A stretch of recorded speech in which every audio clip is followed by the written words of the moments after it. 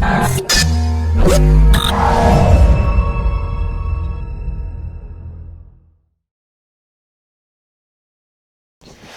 folks, it's time. It's time to finish up our treatment of this huge figure in the history of theology, St. Augustine. We're on video number 22. We're ending out really our discussion of the third week in the Catholic theological tradition, our discussion of Augustine. Augustine teaches on all different kinds of topics. We've already seen his teaching on the church. We've seen something about his teaching on the sacraments, and then Christian anthropology, on grace, on free will, on original sin. Let's now just turn to his teaching on the Trinity, because here he has, again, massive impact on the future of Western theology, the Western theology and the Latin tradition. We're going to find out that now Western and Eastern theology in the 4th, 5th century are now running along and growing side by side without a lot of dialogue, a lot of intercourse and relationship with one another. And we'll see the impact of that in the next class. But suffice it to say right now that Augustine, what you hear about Trinitarian theology now and the way you think of the Holy Spirit, the way you think about the relationship between the three divine persons, a lot of it depends on what Augustine elaborated in his book on the Trinity. And this is not controversial theology.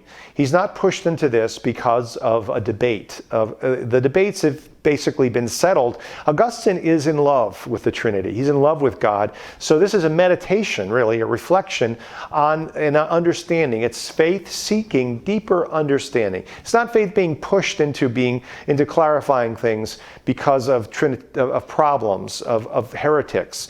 Okay, that's the way he deals with things when it comes to the Pelagian issue, because his back is against the wall, first by the Manichaeans and then by the Pelagians. No, here he's just in a serene way meditating and contemplating in his elaboration of the Trinity.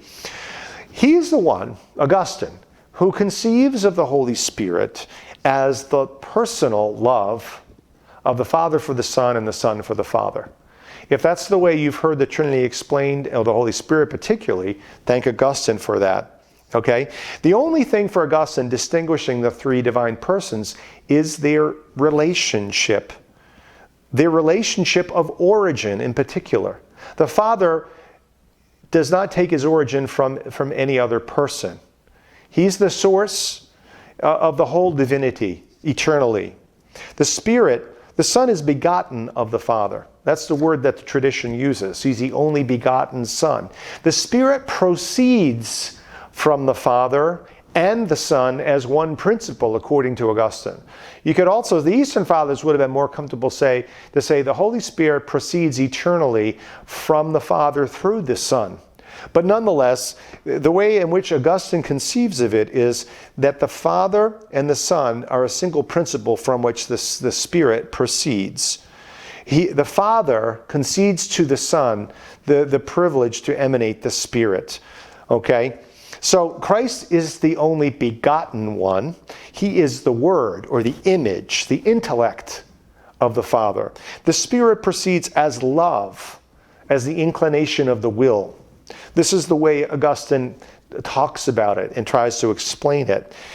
There is a certain psychological image that he uses. The mind reflecting on itself, knowing itself. The mind's idea of itself. The mind is like the Father. Its idea of itself is like the Son or the Word.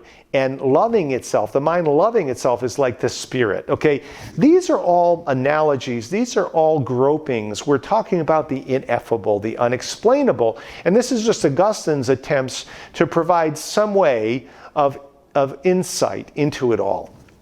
Now, I just want to point out that the Orthodox in the East, at this point, there's no differentiation between Orthodox and Catholic. But the Christians of the East, as they learn about Augustine's theology, and it takes a long time because they don't read Latin.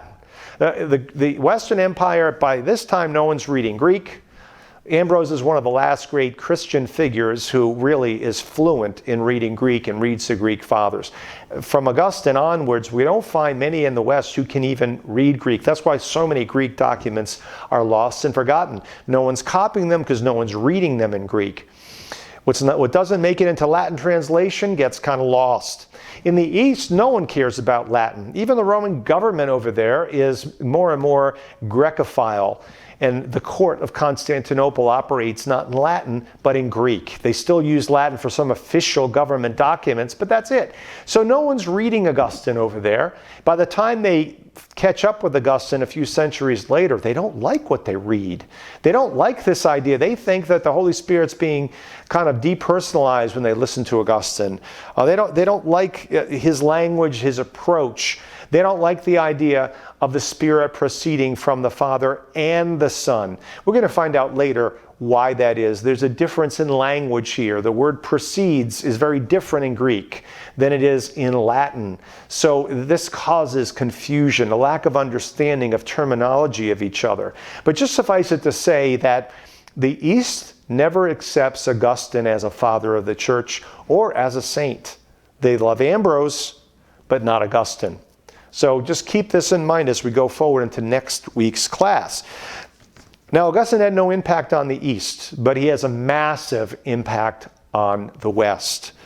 Augustine's, just in terms of his life, he is dying as the Vandal barbarians are at the door. They've come all the way from Germany through Spain to North Africa. They're besieging Hippo, and the siege is on as Augustine is singing and praying the penitential psalms as he's dying in his room. So his death marks the end, really, in a certain way, of the Roman classical world. The world of the Middle Ages is beginning. And these are dark ages in the West. In the East, there's no Middle Ages. There's invasion of the Muslims, but that comes a couple of centuries later. And the Muslims pick up the literature and the literary habits of the Christians of the East. The barbarians in the West aren't interested in learning. None of their leaders are interested in learning and culture and cities for another 400 years. They are ravaging barbarians. The Vandals are called Vandals because they vandalize. Actually, vandalize comes from the Vandals. Vandals today do what the Vandals did then. They destroy. Okay?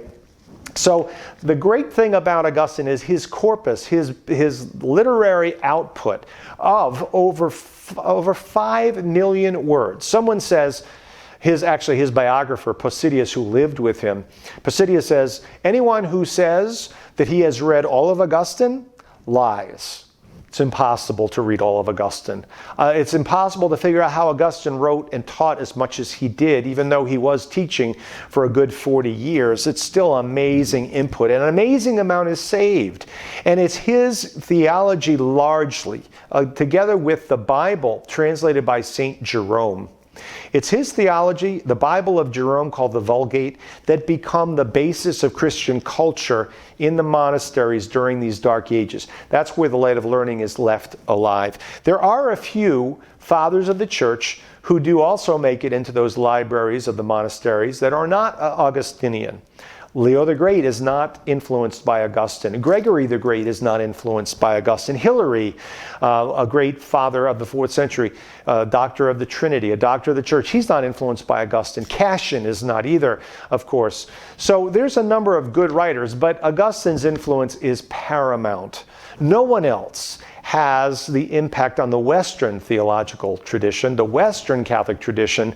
No one has the kind of impact that Augustine has. For the next 1,000 years, it's going to be the corpus of Augustine together with the Bible that will form the culture largely of these Latin Middle Ages, the Western Catholic theological tradition.